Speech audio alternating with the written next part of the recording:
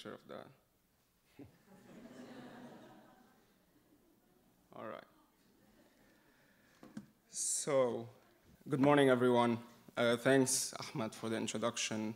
I'm really honored to be here. It's really an honor, and I'm glad to share my experiences with all of you. I'm an architect, and I'm from Beirut, Lebanon. And I ended up in the States to pursue my master's, and I now practice in New York City. So there's so much to tackle when it comes to urban development in the Arab world. And I'm going to constrain myself to the UAE, to Dubai and Abu Dhabi in particular.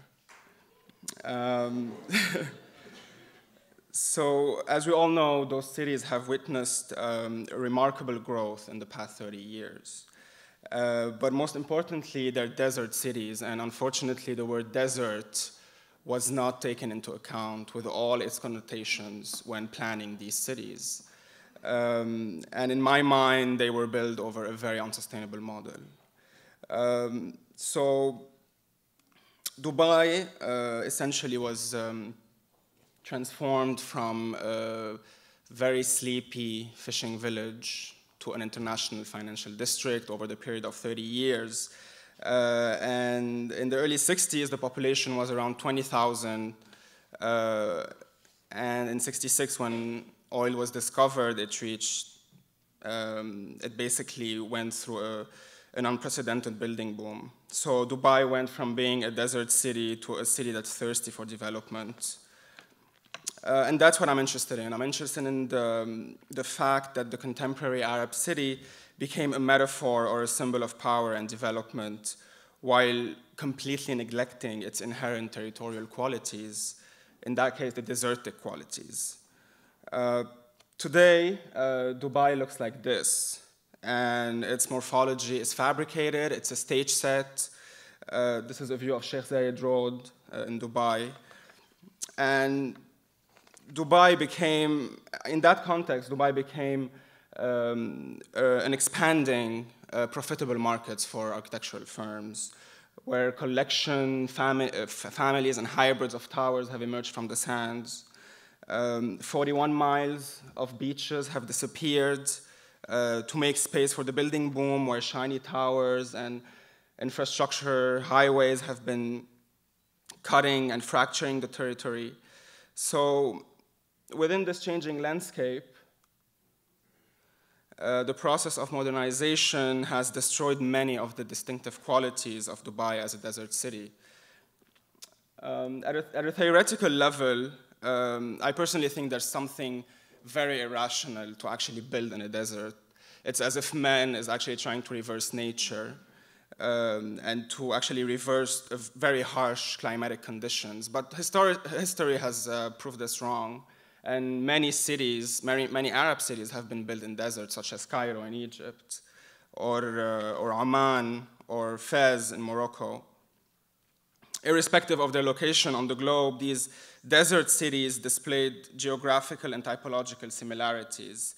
In my mind, they're extremely successful because they're territorial, they're anchored in their cultures, whether politically, culturally, formally. They make use of existing materials. They're climate conscious. They actually were planned over a long period of time, so the incremental aspect was very important too. Unlike Dubai, which was built over 30 years very rapidly. So back to Dubai, modernization has destroyed many of the distinctive qualities of the desert city. Where the sudden availability and affordability of open, glassy, air-conditioned towers have replaced the mud dwellings that we just saw in Cairo, for example, that are now perceived as stigmatized or antique.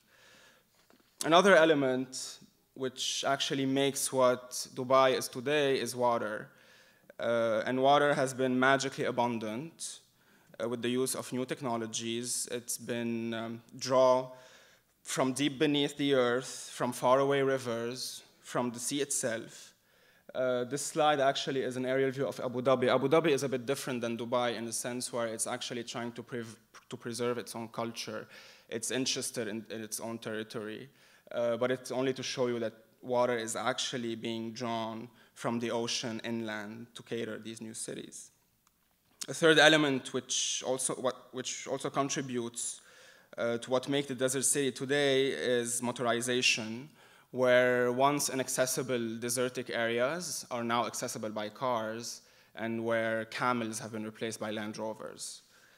In that sense, the typology or the coherence of the desert city is lost, and buildings are now sited far from each other, each with a patch of green, far from sources of water, and they are no longer dependent on proximity, shade, or the oasis for survival.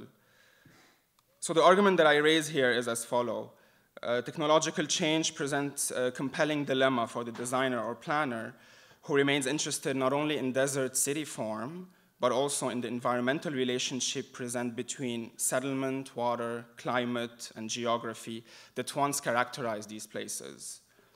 Should the form of new desert settlement mimic any of the qualities of historical places? And how valid is the past in shaping the future of desert habitation?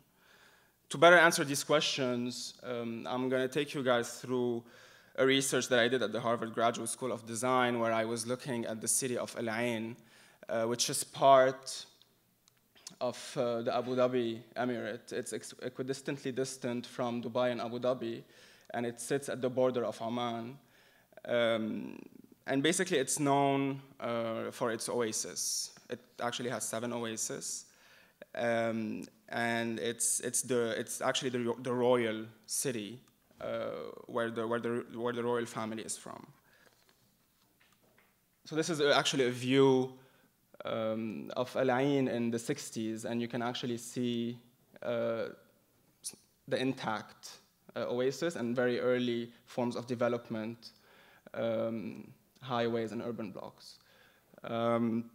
So essentially, Al Ain and the oasis of Al Ain in particular is known for its irrigation system, which is the Falash system, which actually draws water down from the mountain to the oasis through a very complicated network of irrigation.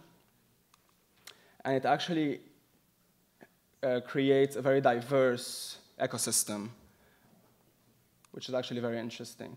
This is how Al Ain looks today, unfortunately. It's very similar to an American suburb, where the oases are surrounded by highways and urban blocks, and the city has grown around the oasis in a very uncontrolled way.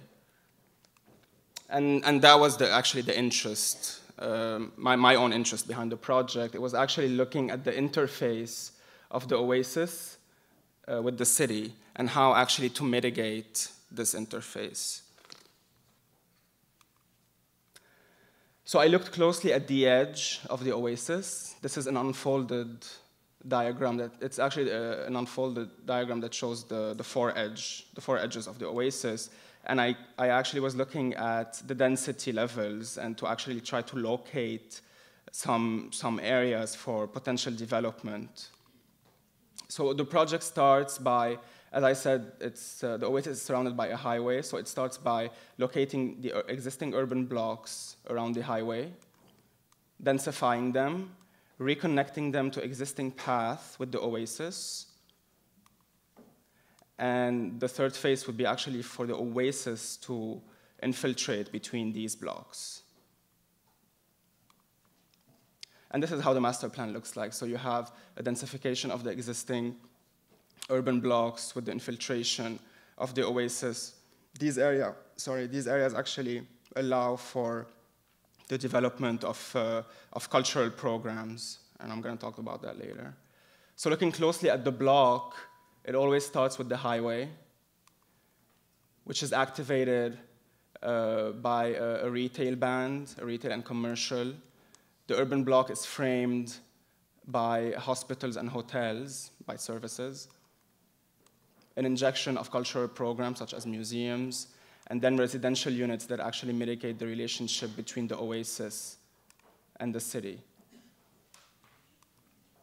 In terms of phasing, you would actually start looking at the services being built first to frame the urban block itself, and so on and so forth, until you get to the process of infiltration of the oasis between these blocks, where cultural program can happen. The second phase of the project is actually looking at these areas where potential cultural program is happening. And in that case, it's a school of arts, of the arts and crafts to promote the arts of Al Ain. I'm not going to take you guys through the complexity of the plans, but essentially the forms are fragmented to allow for the infiltration of these green spaces, and the project acts as a hinge to reconnect the oasis to the city. Programmatically, the project is composed of a series of workshop spaces, a library, dormitories, a market with an exhibition space where the arts and crafts are actually exhibited. These are sections and elevations that basically shows you the scale of the project, actually respecting the canopy of the oasis, making the roofs inhabitable with green spaces so they become social spaces, and trying to use the architecture as a mean of reconnection between the city and the oasis. Local materials are used. The buildings are raised from the ground to allow for cross-ventilation, whether in the public spaces or inside the buildings with these operable windows. The buildings are sited next to each other to allow for shade to happen outside. This is a section through the auditorium. This view is taken actually from the library looking down to the oasis. A view from the city looking down to the oasis. And then a view from the oasis looking to the city. So in that sense, the project presents a range of innovative ideas which are far ahead from conventional design, which is happening in Dubai and Abu Dhabi today, to possibly try to represent the leading edge of urban trends that will shape the desert city of the future, just like the air conditioner and the automobile shape the desert city of today. Thank you.